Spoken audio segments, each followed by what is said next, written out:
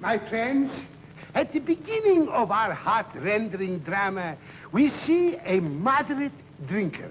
Later, we watch his downfall, which results in his embarrassment and the embarrassment of his family. Ultimately, we observe his despair and his attempt to commit suicide. He's going to kill himself. Never was there such a thrilling and affecting performance. After the performance, those who wish to sign the pledge not to drink hereafter can do so at the box office. Does the dark, sinister forces receive their just reward, or is virtue crowned in everlasting glory? Wait and see. You are invited to applaud the noble characters in their portrayal, and at the same time to hiss. Oh, that was me. I thought I was getting there was given. You can hiss the villain who plots the ruin of our heroine, as well as the worthy characters who struggle for justice. I thank you. No, not me. The man with the big mustache. That's the... Excuse me,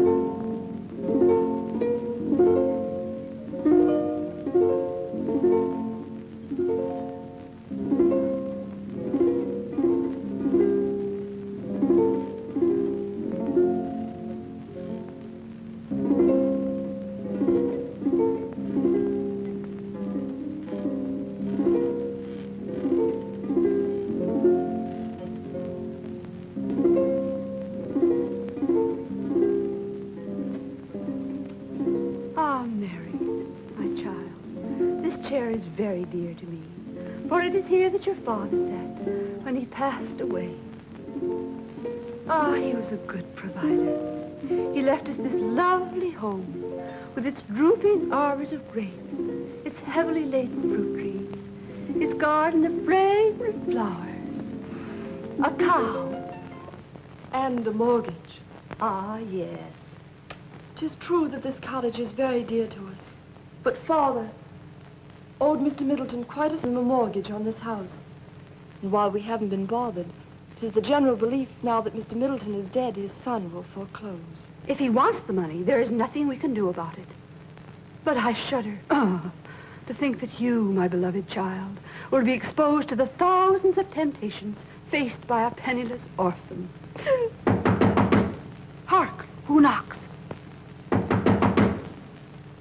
Come in.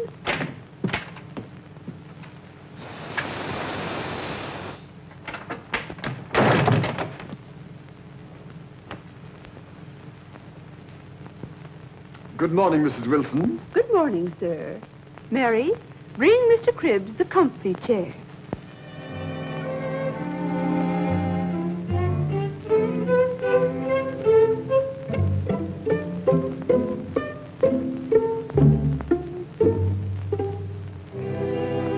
Thank you, my dear young lady. So we meet once again. A sad misfortune has befallen all of us in the passing of Mr. Middleton. Many will have reason to think so, I fear. Yes, you're right. Mr. Middleton was a fine man. He was my best friend. He always took my advice. I was his lawyer. Was he not very rich? When times were good, but bad speculations, investments, and false friends took their toll, alas. Mr. Middleton was very kind to us, and in our own misfortune did not press his claims. As his lawyer, we look to you. I understand you are a man who... has a sympathetic heart for the unfortunate. That is the reputation that I have. But have you any thoughts, Any prospects of paying the mortgage? Then it is too true. We will have to leave our lovely cottage and garden. Well, what can I do? I pleaded with young Mr. Middleton, but he wouldn't listen. He said he needed the money. He is a young man, somewhat given to excesses, I fear. Oh, but pardon me, my dear Miss Mary. I would not call up a blush upon the cheek of modesty by mentioning the name of Edward Middleton. I remember him as a lad. He was a bright, blue-eyed boy with flaxen hair, tall for his age. Well, madam, business is business. I'm a plain man, Mrs. Wilson. Some people say that I'm too blunt, but I... You mean we will have to leave this cottage, sir? Not immediately, my dear young lady, but it would be well to be prepared. You impose a severe task on us, my good sir. Bear up, madam. Bear up. If I may suggest, there are ways in which Mary may earn her living in New York City. A fine, upstanding woman like your daughter may always find a profitable occupation. Think it over.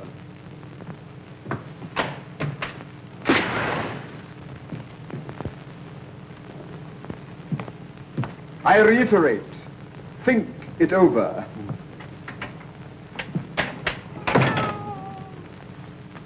Comfort, my daughter, comfort. Mr. Cribbs may be our friend in this hour of misfortune. He appears to be a man of feeling. But before depending on him, we will make one last appeal to this young man, Mr. Edward Middleton. You have the money in your purse? Yes, yes, I have, Mother.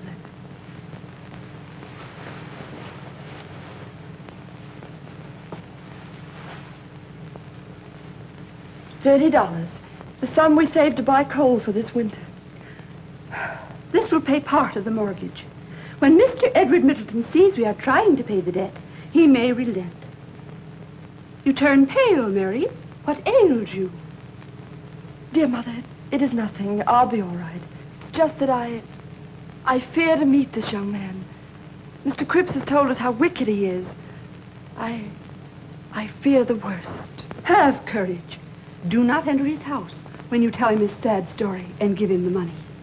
Still, no matter how wild a youth may be, no gentleman ever insulted a friendless and unprotected girl. But stay in the vestibule.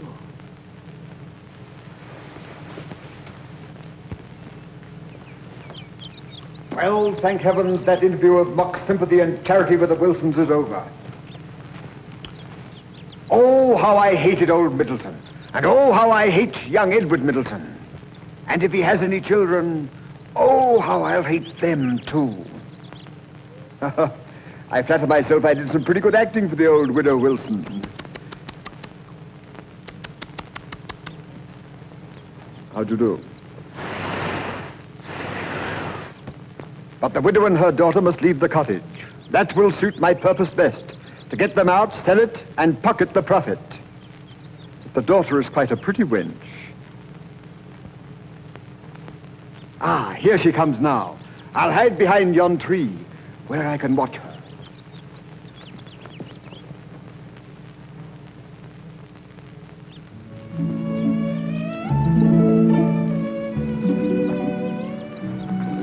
I shall soon reach Mr. Edward Middleton's mansion on yon hill.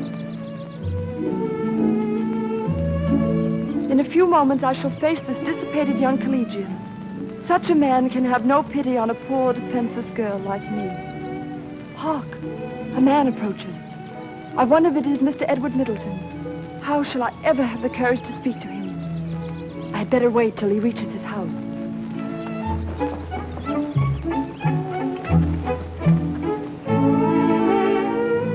She's gone.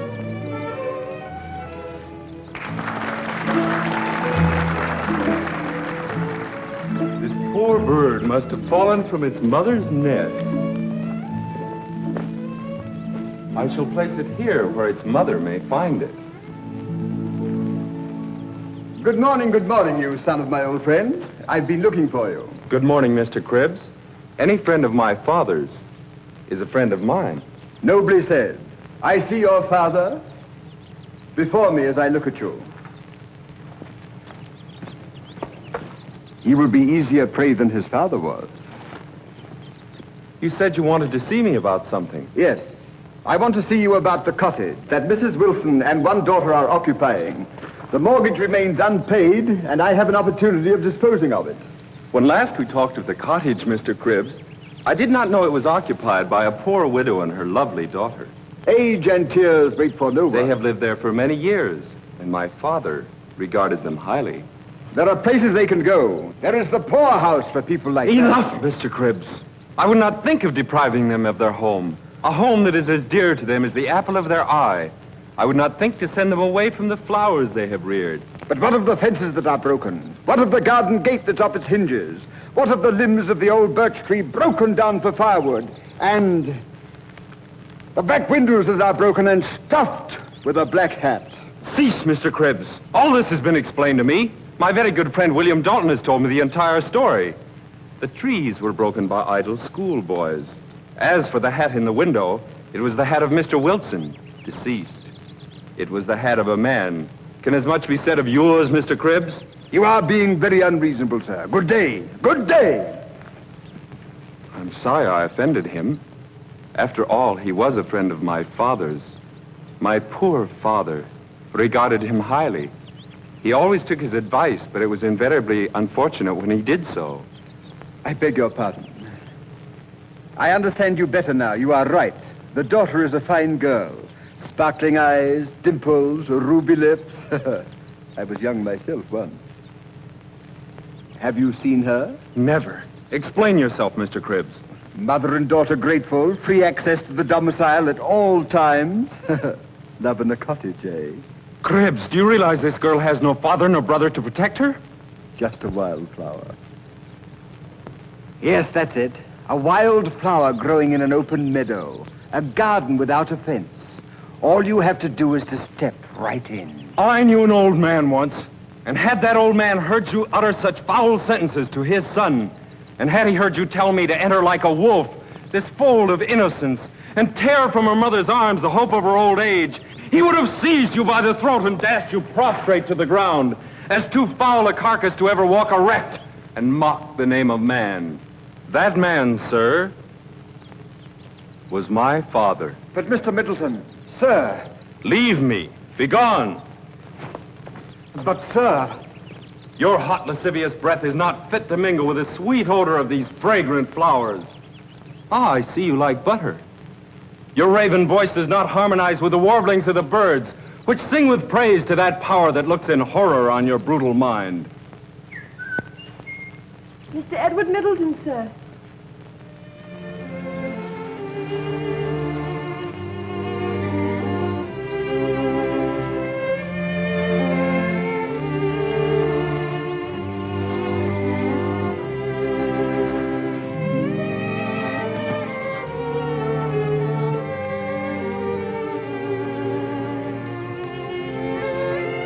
But, Mr. Middleton, you're allowing temptation to turn you from your duty to your father.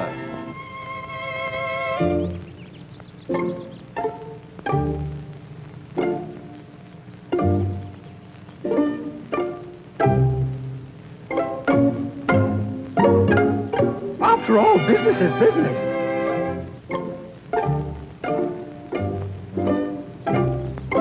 Young lady, you will rue the day that you ever crossed the path of Silas Cribbs.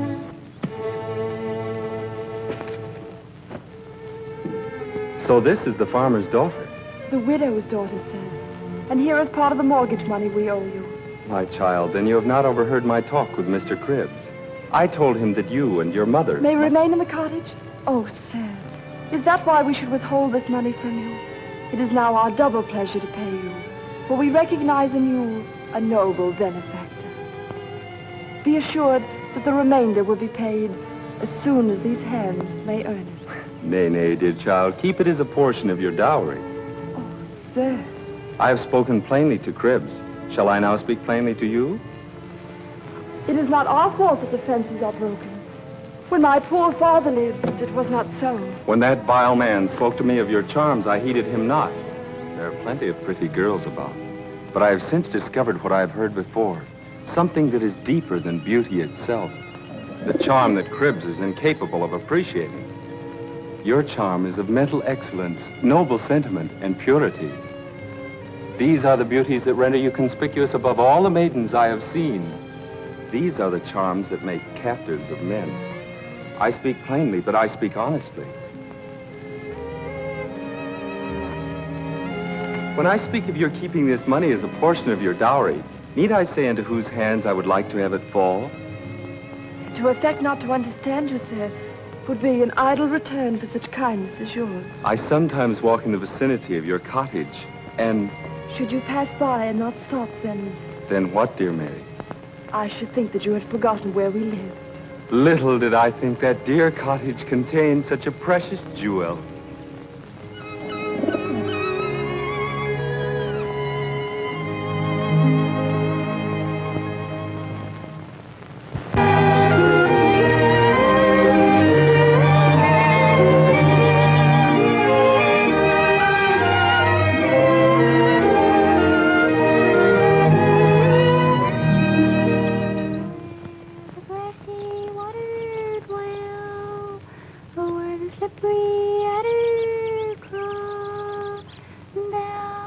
Here comes William Dalton's half-crazy sister. She knows too much to suit me. Why doesn't she keep out of my way? Her voice haunts me. In her, I see the image of the boy that she was engaged to. Little does she know that it was because of me that he died in a drunken stupor. And that because of that, she became lightheaded.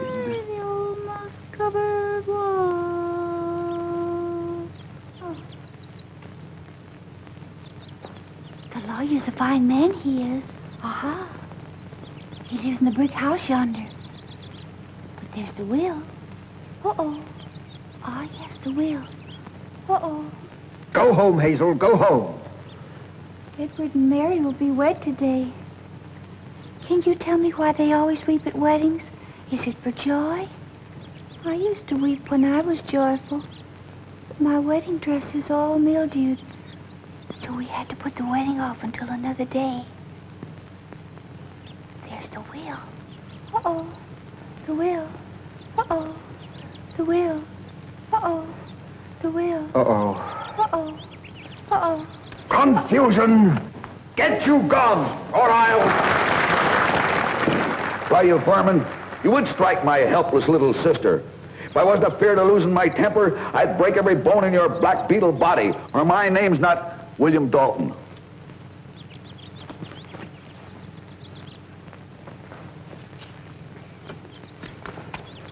You will rue this day, William Dalton. This is a plain case of assault and battery. I'll have you put behind gray stone walls. You'll put me behind gray stone walls.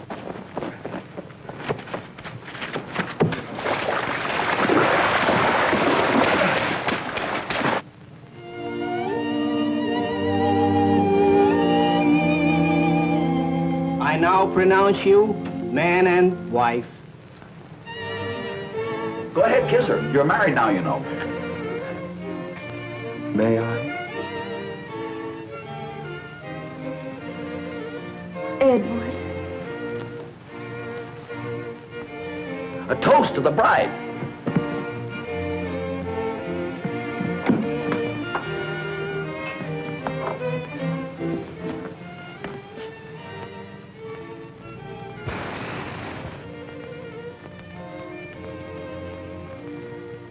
A toast to the bride.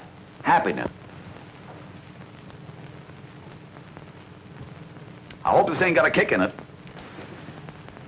Of course you're speaking jest, my good friend William. For liquor in no form has ever wet my lips, either for pleasure or medicinal purposes. And may I add, the lips that touch her shall never touch mine. I was only trying to make a joke. Things of that nature, my dear William, are not meant for jest. Shall we dance?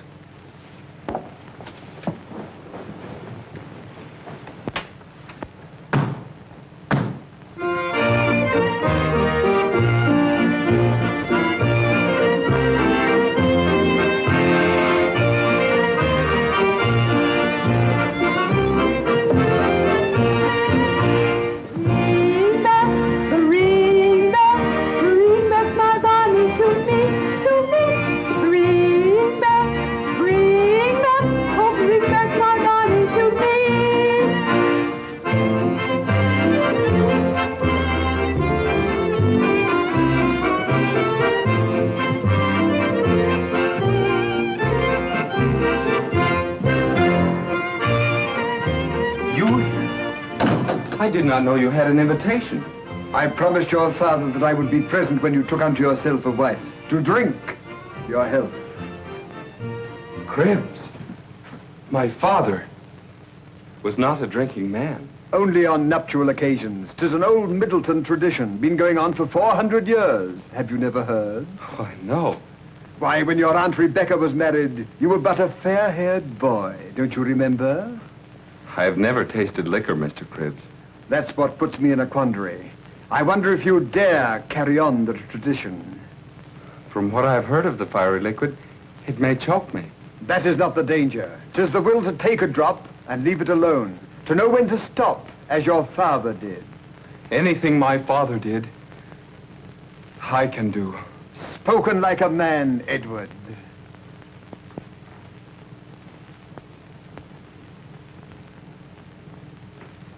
Are you sure this is a Middleton tradition?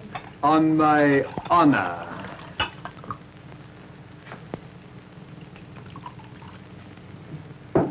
To the future that I see ahead of you.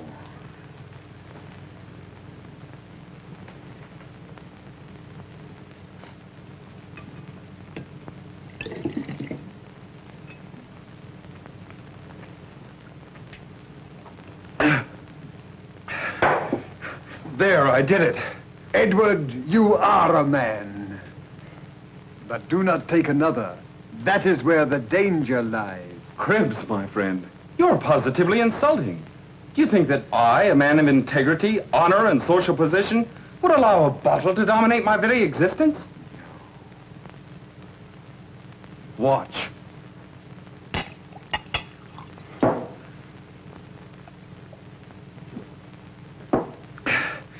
There, you see, 'tis nothing.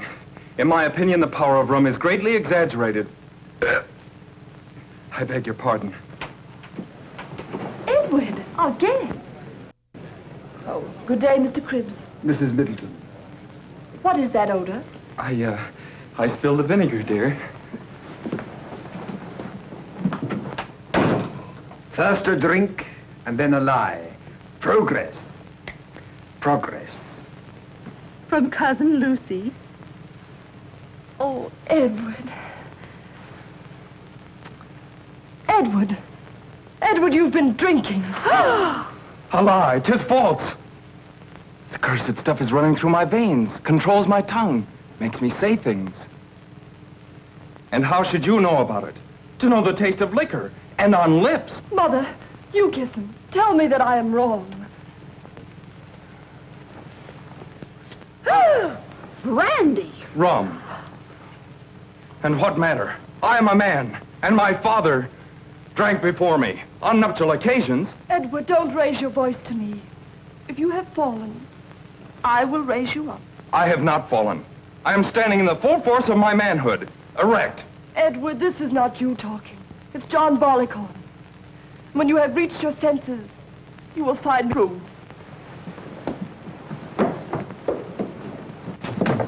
Edward, control yourself. You are in no condition to enter the chamber of the bride.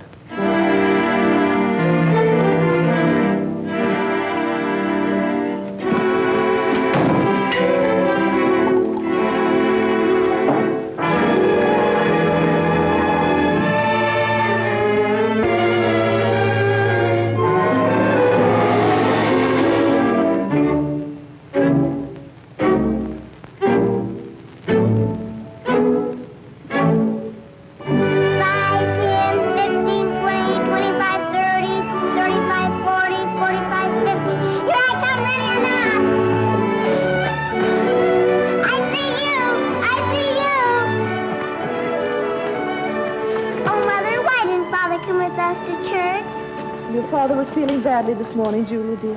Father feels badly nearly every morning, doesn't he, Mother? Good morning, Mrs. Middleton.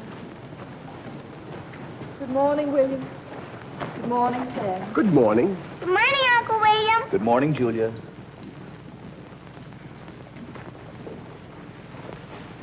Seen anything of Edward Middleton lately?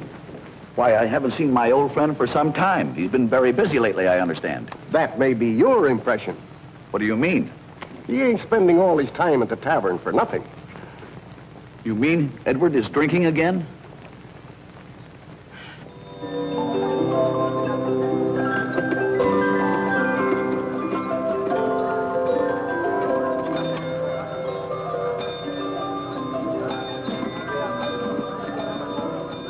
Brandy, landlord. 2 fingers.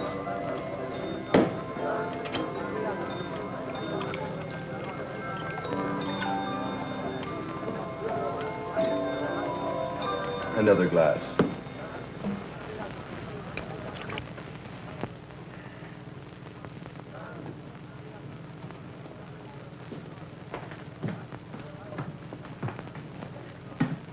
Ah, Mr. Middleton, you here? I've never been here before, except on business. I'll leave it to the landlord. How long since you've seen me? Why, Squire, it must be full 10 years. It was the day Cy Morgan built his barn. The day I saw you digging in the woods. Digging? Digging in the woods? Can it be that he saw me bury the genuine Middleton will? I must get him out of town. Ah, yes. I was merely picking daisies. Come, Edward.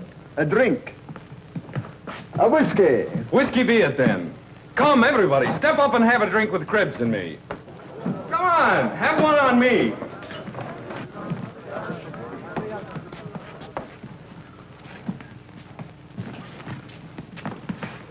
Why don't you join us? Don't be a snob. I drink when I'm dry, and what I drink, I pay for. Well, you needn't be impertinent. I don't want anything to do with you. Be off. You're drunk. Death and fury! Drunk, am I? I'll teach you manners. It serves them right. Quarrelsome young fool. The place was quiet enough until he came in, disturbing respectable citizens.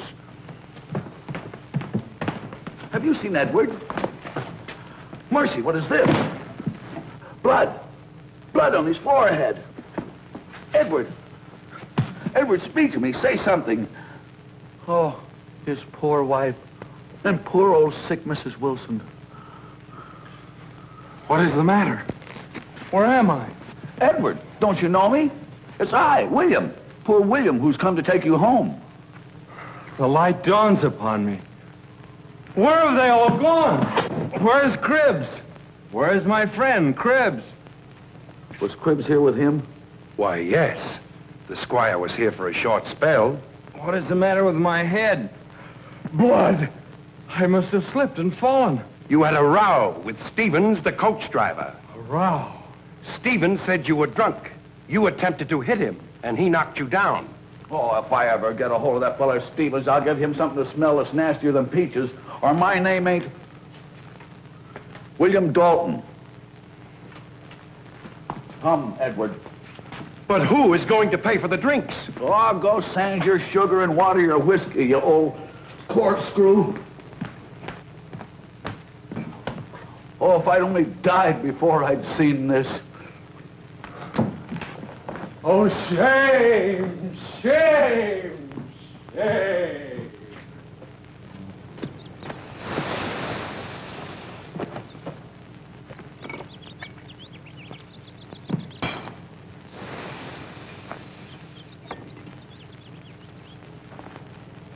So far, my scheme is working admirably. I know Edward's weakness. He will not stop short of madness or oblivion. However, I fear his wife. She has too much influence over him.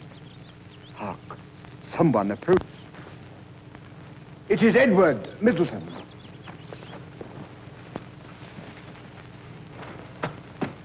Little did my friend William Dalton know when I entered the apothecary's there was a back door. I cannot face my family like this. Just a little sip. A very little will revive and strengthen me. No one sees.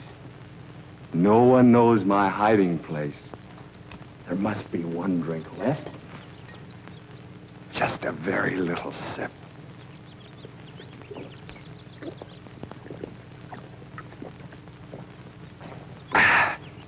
It's better.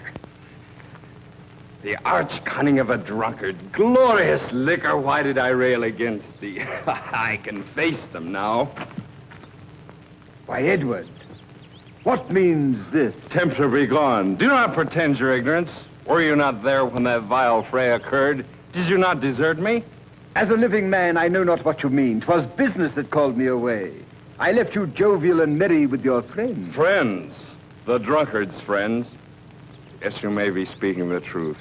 My brain wanders. I shall go home. Ah, misery, would I were dead. Oh, pooh-pooh, misery. Wish you were dead. Why, your cottage is worth at least $500.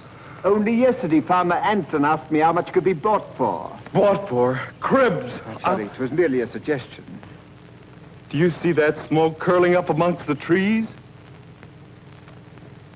It was the very day I was born that that cottage was first inhabited. Do you know who lives there now? Yes, you. Where are you going? Home. Home to my sorrowing wife, to her dying mother, to my unfortunate child. Oh, no, you must not go home thusly.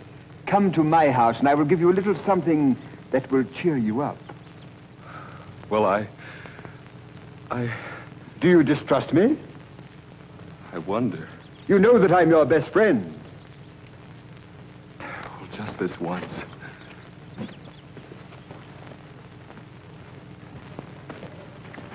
He's a goner.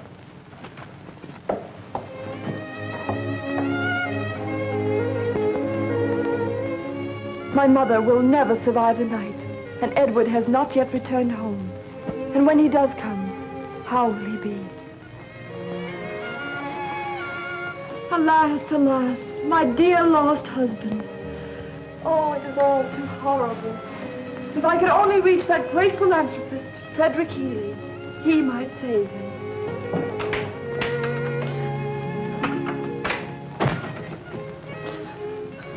Mother dear, what makes you cry? Do not tell your father. No, Mother, if you wish me not to. Oh, this is too much. I'm going to see your grandma now. Have mercy. Support me in this terrible trial.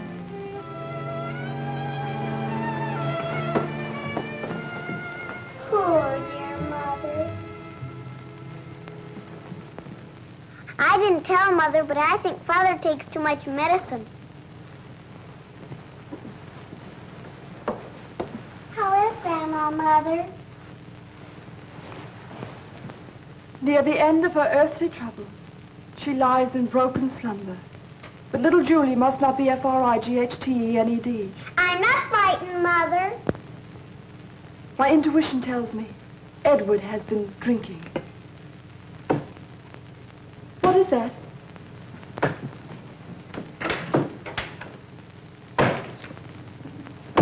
It's Father, and he's chopping down the cherry tree. Julia, darling, how does he look? He looks like George Washington. Curses and a guinea goat, aye, aye. Wine, curses, and guinea goat, aye, aye. Good heavens, what will the neighbors think? I've had a glorious time, old Cribs and I. Dearest. Why should I be silent? I'm not a child. My mother, Edward, my dear mother. Heaven's wrath on my heart, I forgot. How is she? Worse, Edward, worse. And I am part of the cause. Father, dear Father! Go away, child. I have a cold. Bless you, my dear Julia. Bless you. I am a beast. Mary, remember the cherry tree by the arbor? Yes, Edward, I do. Well, I slipped against it as I passed by. My father planted it when I was just a boy. It has grown with my growth. Just now I seized an axe and chopped it to the ground. Why should it flourish when I am lost forever? Why should it lift its head to heaven when I am prostrate? Mother.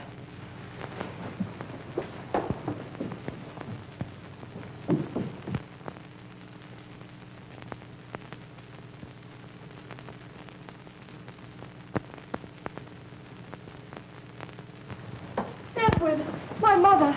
Mary. Horror. Death in the house. And I in the clothes. No, Father, no! I cannot bear this. Let me fly from here. Edward, dear Edward, do not leave me. I will work, slave, anything. But don't abandon me in misery. Don't desert your child and me, husband. Call me not your husband. Curse me as your destroyer. Loose me. Leave me. Madness is my strength. My brain is liquid flame.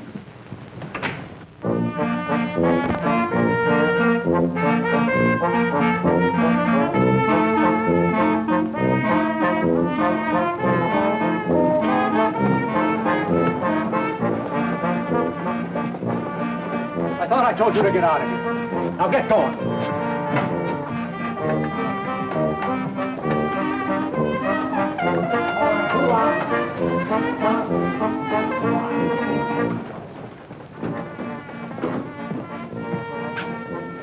I wonder where that worthless vagrant could have wandered to.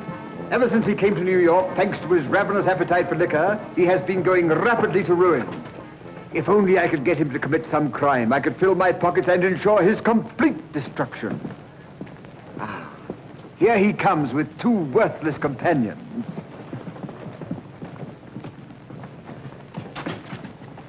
Caution, caution. My last cent is gone. I need a drink. You wait here a spell. Joe and I'll take a turn down to Cross Street. We'll get some money somewhere. Well, be quick then. This burning thirst consumes me. Me too. Come on, Joe. Ah, Edward, fancy seeing you here. Yes, Cribbs, what there is left of me. Oh, I don't think you've changed much, although you might be better for a stitch or two at the elbows. Not much privacy here, is there? I hardly dare to ask if you have seen them. Your wife and child? Oh, they're very well. Very well. They are better off without me. She's sorry for you, but I'm sure she thinks of you and would like to see you become a respectable member of society. Respectable? But Cribbs, how can one become respectable without a cent in his pockets or a clean garment on his wretched carcass? This is my opportunity. There are more ways than one of getting even with misfortune. If the world treats you badly, be avenged upon the world. But how, Cribbs, how? You see this piece of paper? It is a check for $5,000. You are an excellent penman. You have but to write the signature of Frederick Healy, and you can laugh at poverty. What? A forgery on that brilliant and noble philanthropist? The orphan's benefactor, the friend of all unfortunates? To suggest such a thing proves you to be a villain and a coward. I must be low indeed when you dare propose such a dastardly act to my father's son.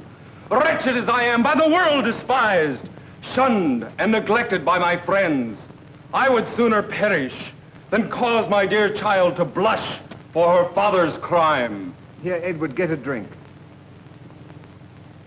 Take back your base bribe.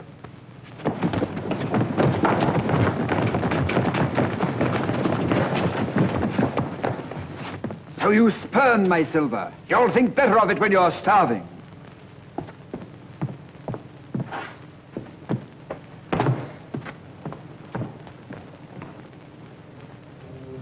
I must have liquor. I must have liquor.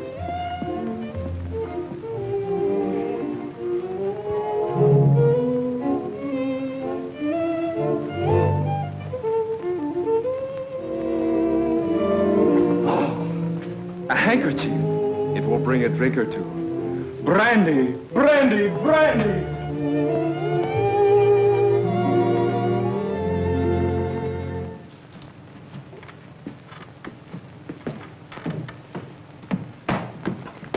Mr. Healy, please help me find my friend Edward Middleton. Let me have a little blow, please. Oh, gin. I know you've rescued scores of men from the demon rum. A little blow, please. Oh, nurse! Don't light any matches around here. Blow, please, blow. Oh, Jamaica rum, 10 years old. I knew it right away. How did you have to take up drinking, my good man? Don't fall down now. You'll be all right. Shall we find those railroad bonds? No. You know railroad bonds are no good now. They're no good at all. Railroad bonds. You want stuff? Go lie down. Mr. Healy. Will you? Don't bother me. McGillicuddy, sir. Bourbon. Oh, huh? Right. How long? 3 weeks. 3 weeks. McGill? Why, Mr. Healy, you're giving him liquor. Well, I always do. I give them for the first 6 weeks. They never drink after that. Never. We use an awful lot of liquor around here, haven't we? Here, hold that, please. Buy me some good distillery stock. Oh, well, hello, how are you? Nothing like combining business with pleasure. Haven't I seen your face before somewhere? Mr. Healy! Yes? Oh, very sad case. Been drunk for 9 weeks. Can't do a thing with him. Must be a kitchen drinker, I guess.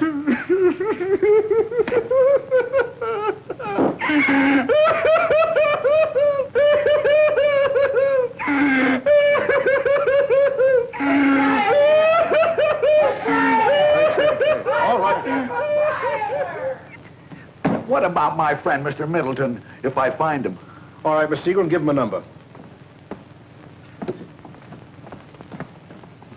Thank you, sir, thank you. Oh, think nothing of it. If you take a drink too freely, try the cure of Frederick Healy. Don't worry, I'll take care of everything. Bless you, sir.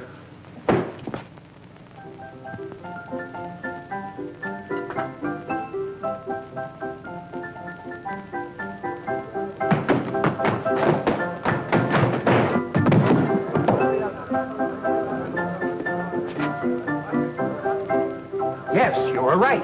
He does appear intoxicated.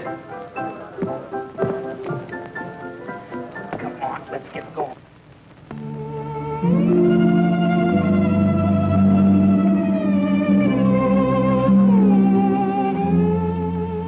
Alas, alas. It is so very cold here in New York. I am almost faint with hunger and heart weary with wretchedness. 1 o'clock, and I'm not nearly done with my work. I promised to have the sweater finished by 8 o'clock tomorrow morning. And then, my child, I will get 50 cents for my work, and you shall have food. Oh, dear Mother, I am so cold.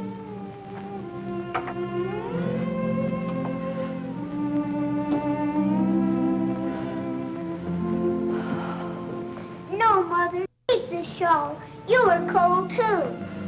I will wait till morning. Then I can warm myself at Mrs. O'Brien's fireplace.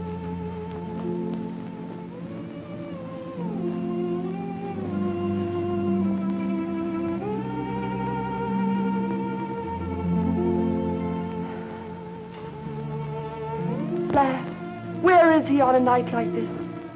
In vain have I looked for him. Where is my poor, wretched husband?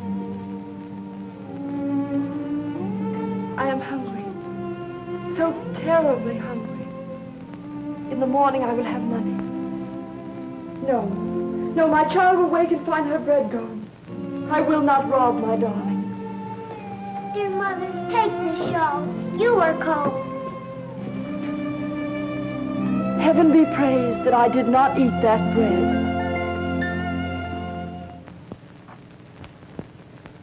Two o'clock, and all's well.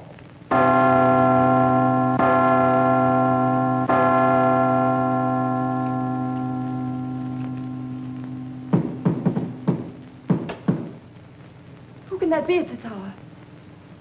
Oh, should it be Edward? Come in.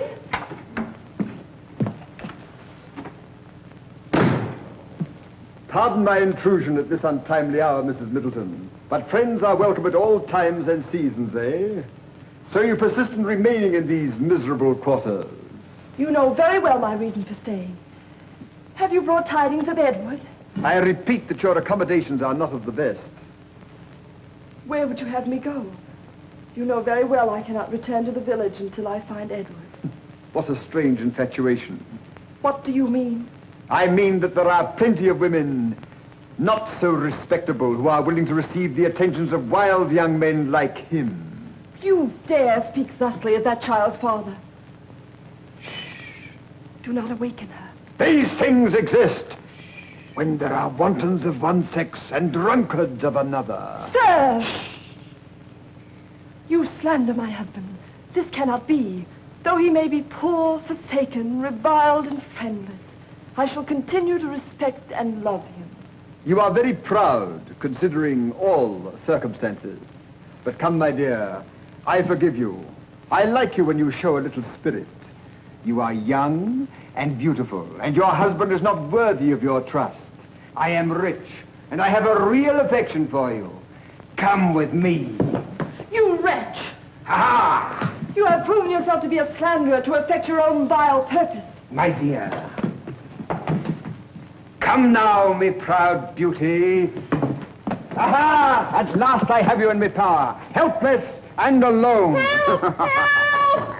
Just in the nick of time. Well, Squire, what do you take for your rotten carcass? I'm a notion to play Yankee Doodle on your britches. Be off, you vermin, before I come at you like a steam engine. Chuck-a-chuck, chuck-a-chuck, chuck-a-chuck, and give you a good paddling. I'll be revenged if there's law or justice.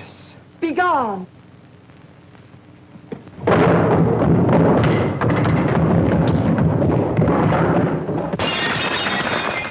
I think he has fallen.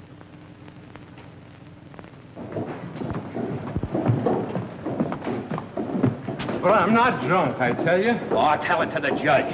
You were drunk last night, but you had time to sober up. I don't want to buy a pipe. I don't want that one. Well, what kind of pie you want? Well, I got to... I got the just que peux boire pie. Good officer. Luce, my friend. He is a noble character. Oh, this would be a terrible blow to my noble father.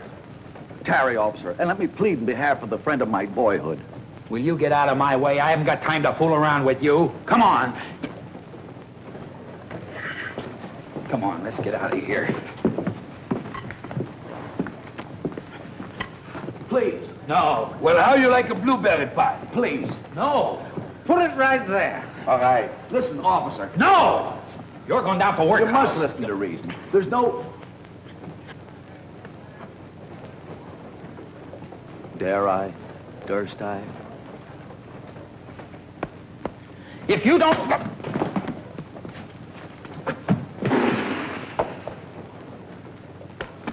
Who's going to pay for the pie? We didn't order any pie. Just que pas dire rien. After that, my fine bucko, you're going with me. Thank you, Pieman. Hey! What's this? Hey, listen, what about my blueberry pie? It better throw it at the policeman, but you're going to pay for it. I'm going to pay for it. You bet. I will not. You are so. What happened, Jim? I got hit with a pie. Yes, you will. Why,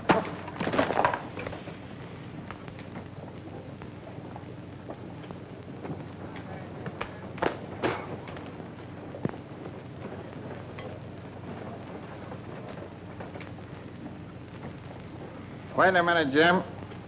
I think we got another one.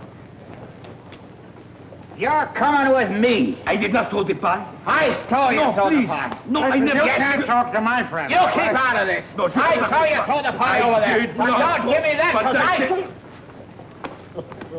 Oh! Oh, mauvais officer. Oh, you look like cream puff. Non, je ne vais pas boire son cœur. Oh, monsieur, le part des dents, c'est ne pas boire. Jusque le part des rien. Hey, we having fun? Hey, officer, what difference? Run, Edward, run! Here, you try one. Oh, for goodness sake, the boogeyman. Cribs, old fellow. With my compliments. This is most irregular. Gentlemen, is this your... Oh, no, you don't. So you're one of them. You've been throwing pies, huh? I beg your pardon. Why, you come along with me. No, but officer, I give you my word, I've never thrown a pastry in my life. The judge. Jim, where are you? Where are you? I give you my word. That'll get Cribs in a lot of trouble, or my name's not...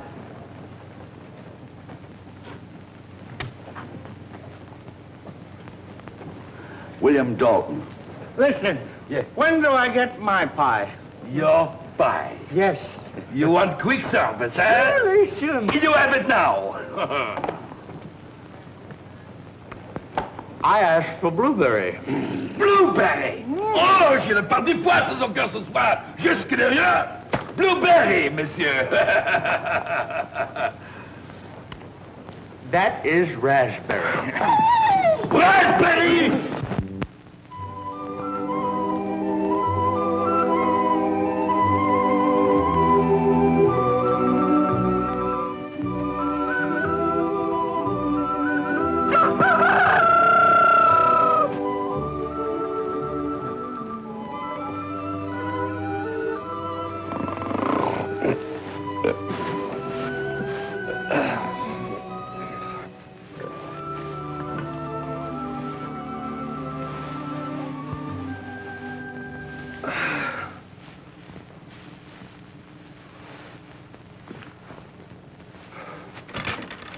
Another day. What shall I do in daylight? I am out of sight when it is dark. Oh, for something to drink. I am not so ashamed when I am drunk. Heavens, how I tremble. Brandy, brandy! Take them away, those snakes! How strong they are. Do not kill them. Give them brandy. Poison them with rum. That will be a just punishment. Justice. Hush. Now all is quiet. Morning, girl. 'Tis a beautiful day. Oh, yes, balmy, quite balmy. This reminds me of the time I... What's the matter? Nothing. Nothing, as I was saying, this... What do you see? What do you see? Rats. Rats? Why, there's no rat. Oh, I think I saw one. Feed them rum. What did you say? Give the snakes rum. Feed them rum. There, that's it. It is no crime to purloin eternal sleep from the chemist. Now for the powerful conqueror of all earthly troubles, death. Stop, man. Don't do anything without logic. Why, this looks like poison. Smells like poison. It tastes like poison, too. It is poison. It is poison. Who are you, man? What do you want? Can't you let me die in peace? Now, don't change the subject. Don't change the subject. My, oh, my. Oh, friend, take not your life, but mend it. Friend? You know me not. I am a fiend, the ruin of those who love me. Leave me. I'm not here to criticize you, but to help you. Oh, you've been drinking, huh? Not bad stuff, either. I'm dying for a drink. Who are you that takes interest in an unhappy vagabond? Neither my father nor my brother. I am Frederick Healy, the friend of all unfortunates. You are a man, and if a man, a brother. Brother, you trouble yourself without hope. I am a lost soul. Did you say Healy? Frederick Healy, the great philanthropist? Of what use can I be to you? A derelict. The shell of what was once Edward Middleton. Edward Middleton, 888. I think I can become of some assistance to you and help restore you to your spot in society from which you have slid. Not bad, huh? For he who helps a fallen brother from the depths is greater than the hero who conquers the world. Merciful heavens, my mother's dying words. I administer the pledge of sobriety to those who would once more become pillars of society. That picture is too bright. It cannot be. You're looking at a man who for 20 years was addicted to the curse of drink. Indeed? No, it is too late. It is not too late. I will restore you to the bosom of your family and make a man of you. Here, sit down. Sit down here and sign this. Here.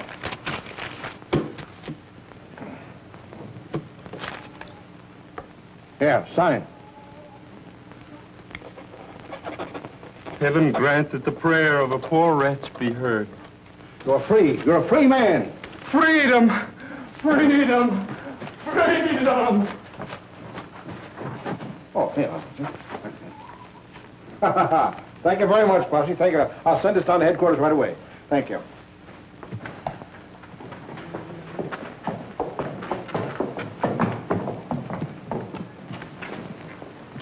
That was a lucky escape.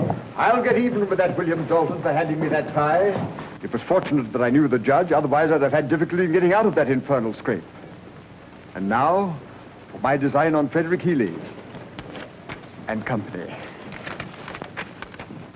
I think there can be no detection. The signature is perfect. I'll get some well-dressed boy to deliver this check and receive the money. And then I'll be off to the far west, or England. Edward Middleton will receive full blame for this forgery. And how? Cripps is a clever fellow. Would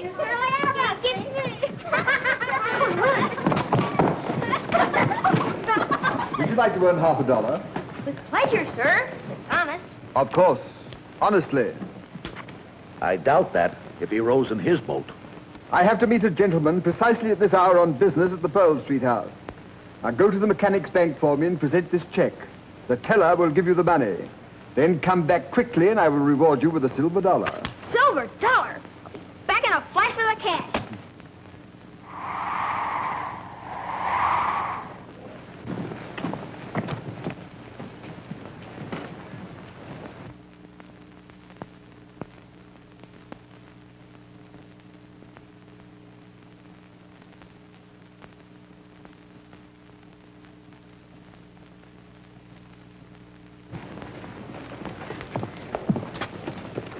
Have you been following me? Guess I have. Confusion. I understand you've been looking at some timetables. Do you intend to take a vacation? Why don't you mind your own business? I think I will.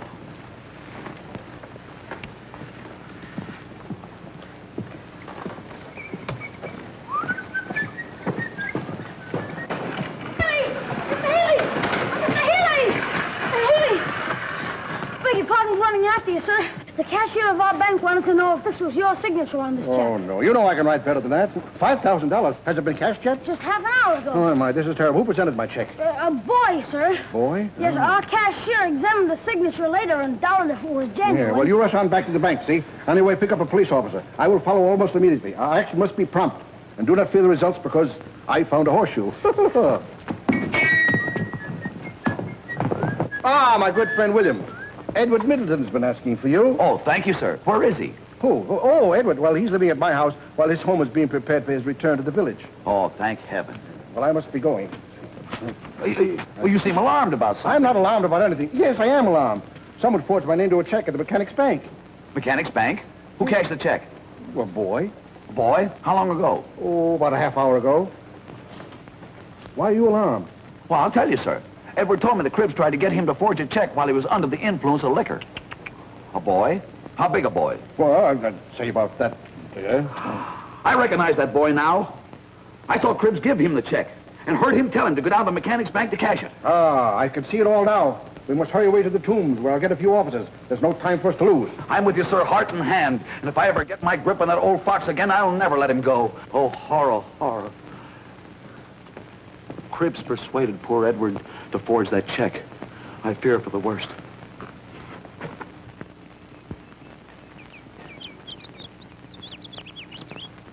Get up.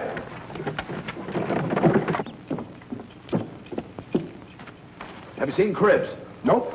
There's going to be a lot of excitement here today. Have you any news for me? News? William, I've been talking to Dr. Bevan, and he says your sister is much improved. Oh, don't tell me that. I'm in no mood to be trifled with. I do tell you. The doctor said she has moments when she's entirely lucid. You mean she'll know me and will call me by name? Yes. And I'll hear her sweet voice caroling to the sun each early morn? Yes. And she'll take her place with the choir at church? Yes. Thank heaven. Thank heaven. Here she comes now. Oh, they call her blue-eyed Mary. You sure she's all right? Oh, they call her blue-eyed Mary. When friends and fortunes call, oh, they call her blue-eyed Mary. When... Hazel, my dear sister. William, my dear brother. My dear sister. Oh, William, I know you. I can hear you and speak to you. It must be one of our lucid moments. Listen, for I have so much to tell you. Do you remember the old oak tree with the hole in it down by Bascom's Corners? Yes, yes. Well, it was while I was milking the cow, and I saw old Cribs a-bearing something. So yesterday I went to the barn and borrowed a hoe from Farmer Williams. And after digging a little while, I found... William, guess what I found? What, girl, what? Concealed in an old tin case was the original will of Edward Middleton's grandfather. No. Giving to his dear grandson full possession of all his property. Unbelievable. So the will under which Cribs acted was a forgery. Where's it now?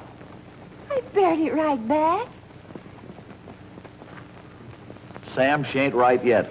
Oh, they call her a blue-eyed Mary. When friends and fortune smile. Oh, they call her blue-eyed Mary. Oh! Cribs is on the upper road, coming towards town. And I know where he's headed for. The old oak. Hazel.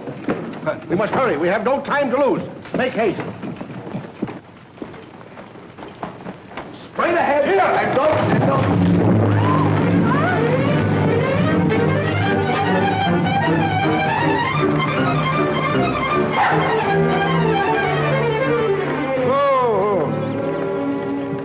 All right, boys, keep out of sight. Hide the horse and carriage.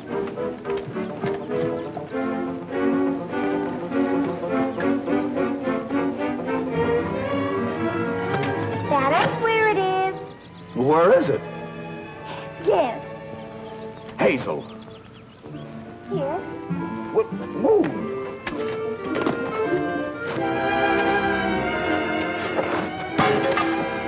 found it. See, I told you so.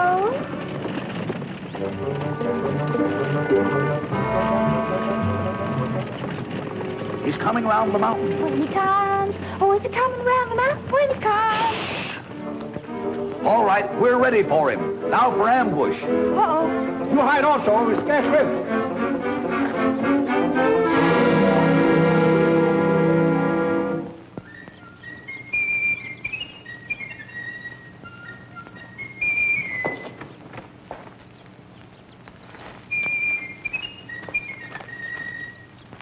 I tied the horse and buggy at the crossroads.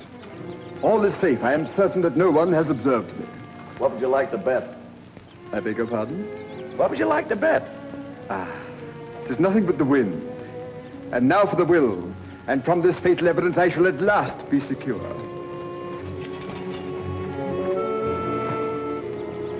Powers of mischief.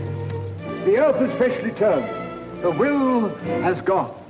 Oh, the wind has gone, the bird has flown, the rightful heir has got his own. For shame.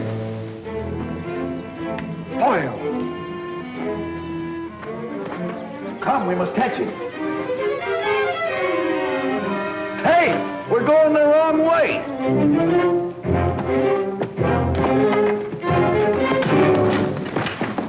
Forward, men. We can't let him escape. Here, enough of this buffoonery. Let's go. Look.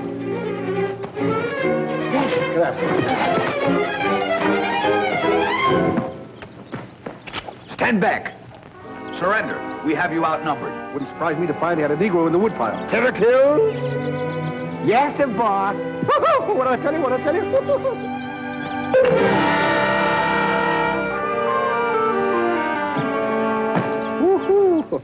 Give me the will, whoever has it.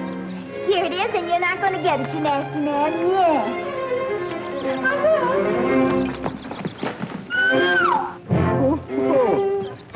Well, that concludes my business, gentlemen. Goodbye.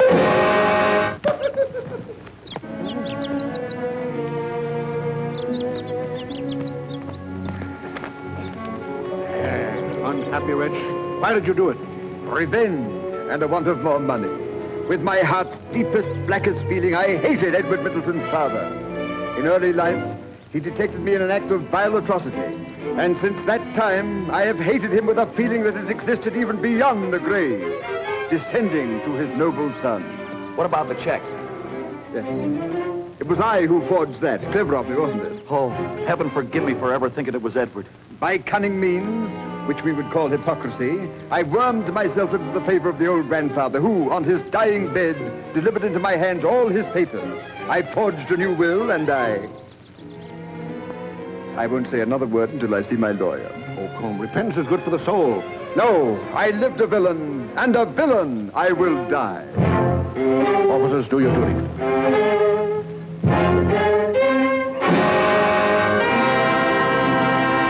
Our home is happy again, our home is happy again. Tra-la, tra-la, tra-la, tra-la, tra-la, tra-la, tra-la.